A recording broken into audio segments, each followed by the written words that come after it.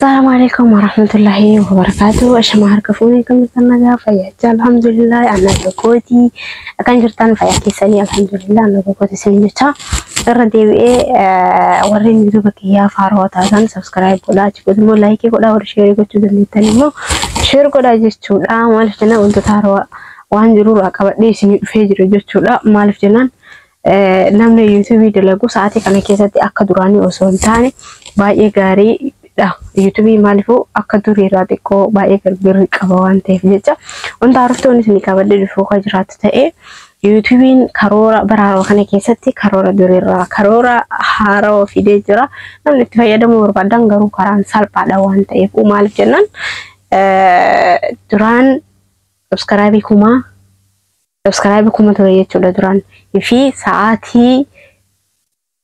sa'aatii san dubbachuu danda'u kaduraan isaa maaliif baay'ee ulfaata jechuun nama hedduu makara agarsiisaa ture waan ta'eef anillee bifuma keessanii sababa sa'aatiin na guutuu didee sa'aatiillee narraa kaafatee ture kan gisee duraanii jechuudha.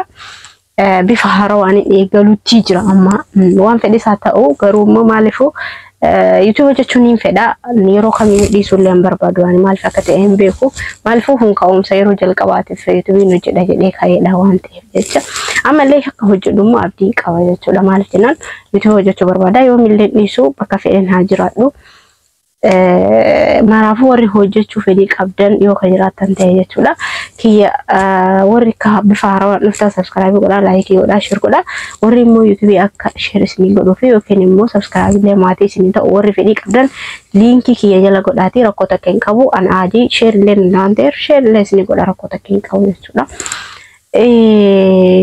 Akkasuma YouTube waan haarawaa maal qabatee dhufe yoo kan jettan ta'e barhaaroo kana keessatti bisi jammer warri YouTube qabdan hin beektan jechuudha wanta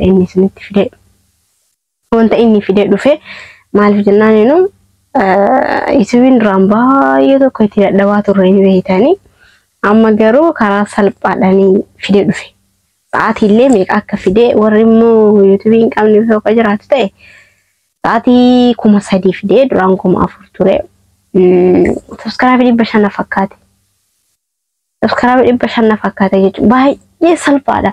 Keessaa sa'aatiillee gannu buusuun isaa baay'ee salphaadha. Maaliif jennaan warra bifa haarawaan YouTube eegaluuf baay'ee hedduu akka bareeda waan ta'eef warra YouTube fayyadamuu fedhii qabdaniif warra akkasuma immoo bifa haarawaan eegaluu fedhii qabdan garuu YouTube wanti isa barbaachisu YouTubein karoorri isaa guutumatti viidiyoo abbaa san yoo ta'e malee viidiyoo nama biraa bafutsuun fudhatama hin qabu jechuudha. Maaliif jennaan viidiyoo nama hin fedhu duraanillee YouTubein ammallee muluma amma faaxani qaaqee barbaachisaa namni YouTubein kan barbaadan maal akka gochuu qabdan keessaa inni tokko faan viidiyoo namaa yoo irratti feetan ta'e akka duraan isaan fa'aa irratti akkanfatanatti fakkaatu maaliif xinqaaqidhaan wanta gad isin buuseef bara haaraa irratti jechuudha. Viidiyoo keessan wanta feetan irratti hojjettanii feetan yaada irratti kennattanii feetan gorsa irratti kennattanii feetan diraamaa irratti hojjettanii sun akka fedhii keessaniiti akka karoora abbaatiitti jechuudha.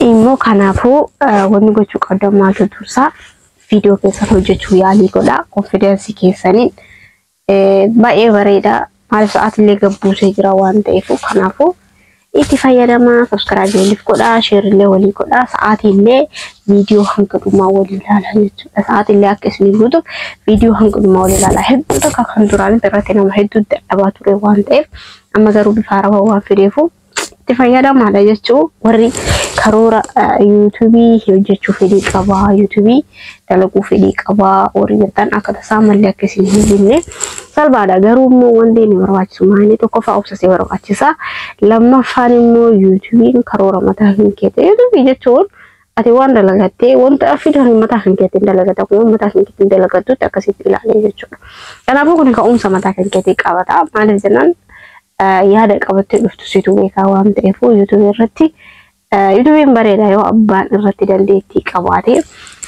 ka'umsa irraa hin dalagaa jedhee itti dhufe san iyyuu kan itti fufu ta'e baay'ee bareeda warra YouTube qabdan itti fufaadha. Kanaafuu ani garuu bafutsuun hanga fedhe irrallee haa turu dhiisuu hin barbaadu maaliif YouTube hojjechuu hawwii guddaa qaba waan ta'eef abdurraaf illee dhiisuu hin barbaadu nallee jajjabeessaadha warri immoo haroo banatuu fi warri immoo duraanillee wal jajjabeessaa deemnu rakkoon qabu warri duraan maatii isin ta'e hundi keessatti isiniif hin daawwadha dalagaas ta'uu rakkoo takka hin qabu isinillee akka viidiyoo hiyyaa hanga dhumaa akka daawwattanii maaliif warri dhageenillee akka jiraatan ta'e waan kanarratti akka dhaggeeffattanillee abdiin qaba jechuudha. Kanaafuu baay'ee bareedaa itti fayyadamaadha.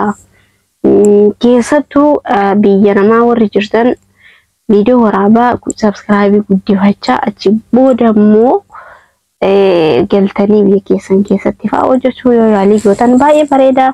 Maaliif akka amma xiqqoo mana namaa keessa gisee jiraatte islaa warri ala keessa dalaydanii warri dhugumatti guutummaa jireenya biyya namaa baafattanii keessa jiraatan rakkoo takka hin qabu mana keessan jechuudha.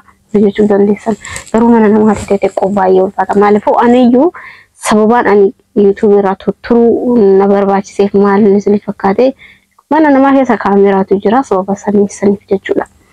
Kanaafuu uummanni adiin kun nama hundaa miti jechuudha. Namni kaameraa jaalatu fakkeenya kaameraa yoo isin jedhu viidiyoo huma namni hundi jaalatu. Mana namaa immoo akkuma mana namaa teessu san namas kabajuun baay'ee barbaachisaadha. Akkuma fedhii kiyyaa ta'aa jechuun hin danda'amu. Gizeema immoo sittolee gizeema dorribaa kan keetii jirtu yaada kan kee qabattee dhuftee haasuu garuu mirga qabda. Laakiin immoo mee wantoota dabbasaa itti deebi'ee zayitii isiniif dalagaa wanta itti fayyadamaa tures wanta itti fayyadamaa jirus irri deebi'ee isiniif hin hojjedha. Rabbi na laaffisee jechuudha. Viidiyoo haroo qabadhee isiniif hin dhufa jechuudha. Maaliifuu ani ka'umsi kee yeroo jalqabaa waa'ee rifeensa irraa ture ammallee garuu isiniif hin hojjedha.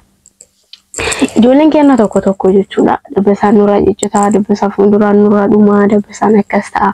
No wantoota akkana kana garuu immoo osoo matame keessaniin sirnaan itti fayyadamaa dhuftanii rifeensi keessan nu guddataa deemaa hin guddatu osoo hin taane namoonni tokko rifeensi uumamaa ka jedhullee jira. No akkas osoo hin taane sun xaqqaqamni yookiin immoo akkaataa itti fayyadama kan keetiitiin rifeensi nama kamiituu ni guddata ni sirraas warri rifeensa fuulduraatillee isinirraa dhowwullee ni sirraayaa jechuudha. Maaliif jennaan wanti itti fayyadamu waa hedduutu jira.